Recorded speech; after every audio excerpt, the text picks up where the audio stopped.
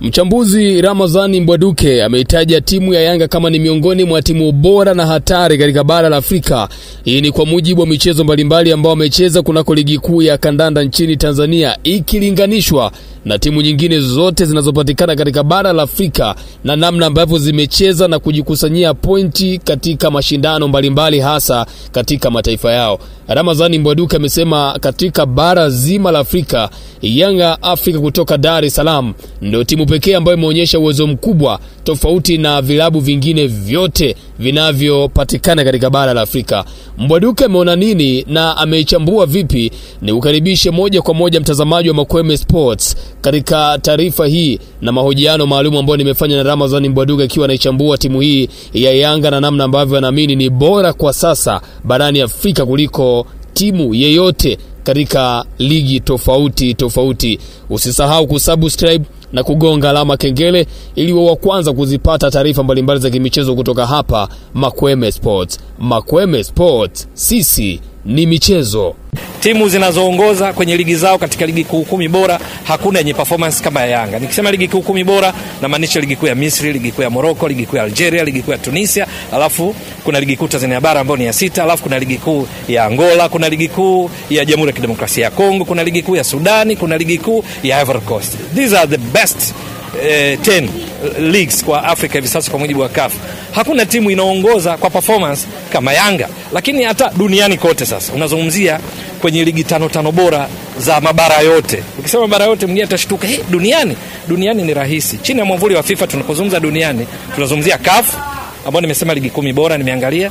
Tunazungumzia AFC Asia, ligi 5 bora zikiongozwa na ligi namba 1 kule ni kuna Korea Kusini, kuna Saudi Arabia, kuna Japani, kuna Uzbekistan, kuna Irani. Hakuna timu yenye performance kwenye ligi zao, hapa msisitizo, kwenye ligi zao yenye performance kama ya Yanga.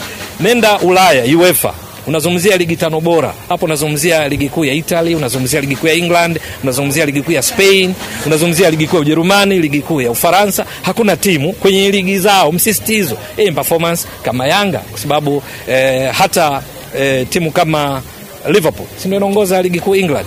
Performance yake kwa point walizopaswa kuwa nazo na walizo nazo ndio vipimo tunachukua. Hakuna inafikia Yanga isipokuwa kwa Ulaya kuna PSG.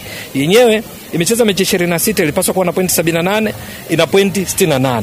Ni performance ya 87.18, around 87. Yanga ni 87.878787, around 87.9.